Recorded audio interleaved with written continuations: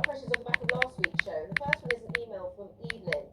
I saw your advice that women over 67 are able to top up their pensions to match those of their husbands if 60% below. But I wanted to know, can the claim be made retrospectively for someone who is now deceased? Well, I'm sorry for your loss, but let me answer the question. So I won't go into too much detail today. I said last week that women who are aged roughly 67 or older, it depends when you started the state pension. It has to be the old system of the state pension. If your state pension was less than 60% of your husband's state pension for married couples, and it can't be same-sex couples, then you would likely be entitled to a top-up to that 60% level. And in some cases, it can be backdated for years. Now, if your husband has passed away, the first thing to say is, well, if your state pension was lower, you should be now getting his state pension level, his national insurance contributions. If you haven't got that, get in touch with them.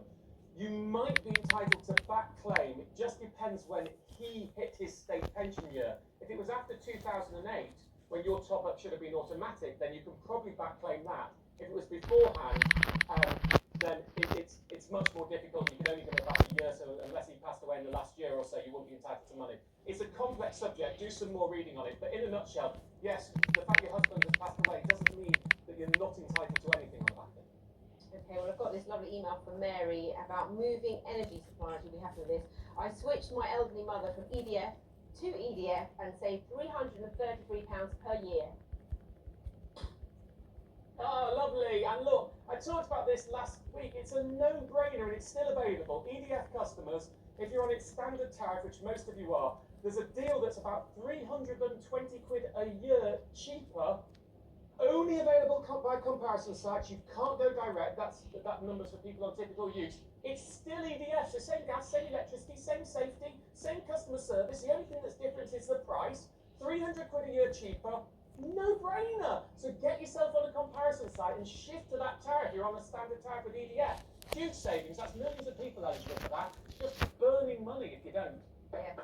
Listen to the man. Now it's time for Martin's coronavirus news. You can use.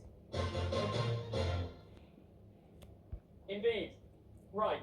So on Friday we got the technicals about the new furlough extension and part-time furlough work and the self-employment scheme. Now, I've run you through those before, and there were very few surprises, so don't intend to go in detail again. But there was one surprise about the new self-employment grant. Now, just a reminder, in August you'll be able to get this. It will cover 70% of trading profits, covering 3 months, capped at £6,570.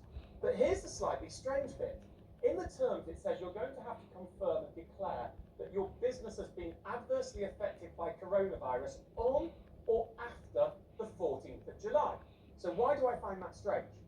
Well, the first scheme it was declared was for March, April and May. This scheme lasts 3 months. You would assume it was for June, July and August. But you have to declare an effect after the 14th of July. So what about those people who were affected in June and the beginning of July, but maybe they're retailers, their shop opened and everything is now working fine, and then not affected after the 14th of July? They're therefore not covered.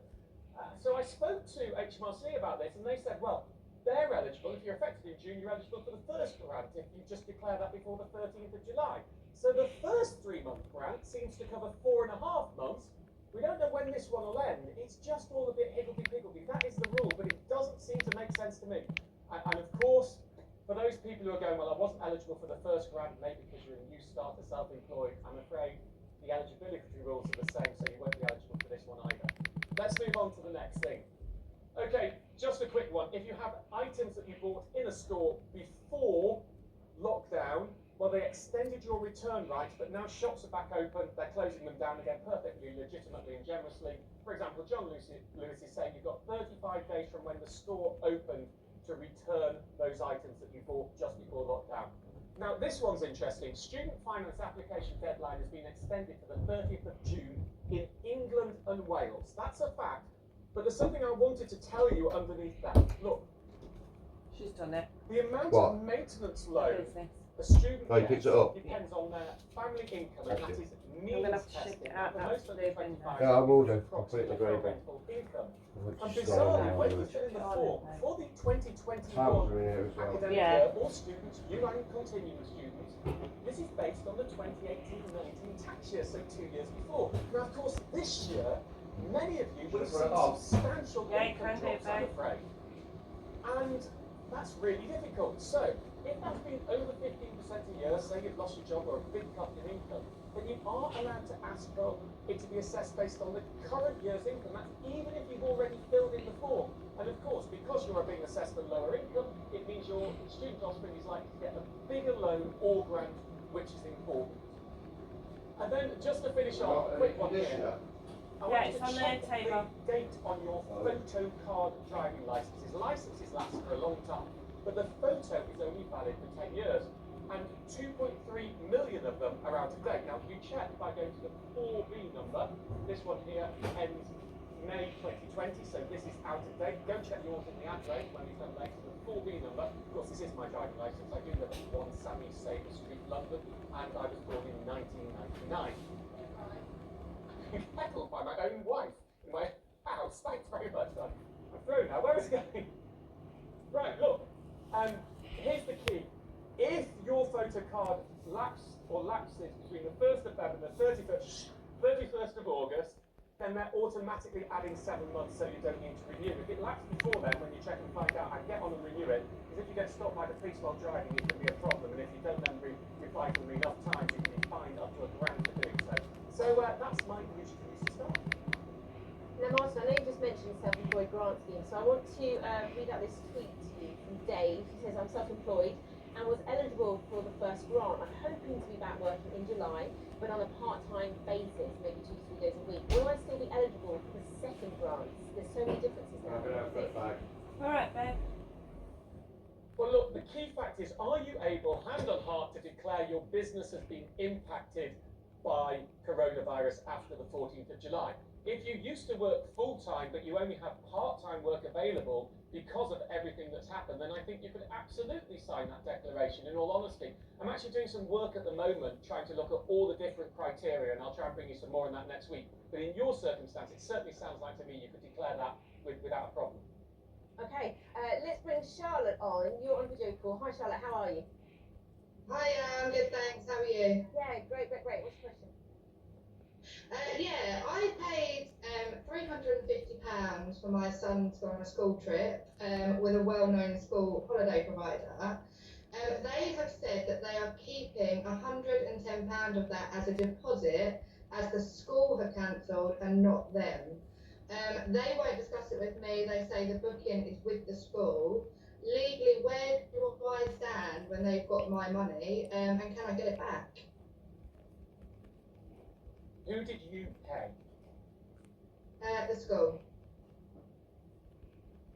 Okay. So look, the way consumer contracts work is, if you paid the school, then legally your contract is with the school. And that proves difficult, because of course that means you're entitled to a full refund from the school. Consumers should get a full refund for coronavirus cancellations, that's who you paid. So you could ask the school, you could even go and do a chargeback against the school to get your money back. But of course, I'm suspecting the last thing you want to do is to push your child's school for the extra refund. And clearly they haven't been given the money, and that's a moral issue, and you don't want to do that. I can understand 100% why not. So then why aren't the school getting a refund? Well, I've spoken to some of these school holiday firms, and what they're saying is, this isn't consumer law, because the school's effectively a business and they're a business. This is business to business, and the laws are different. And they're saying because the government told schools to cancel and schools cancelled with them, that is effectively a disinclination to travel, so they're allowed to charge the cancellation fees.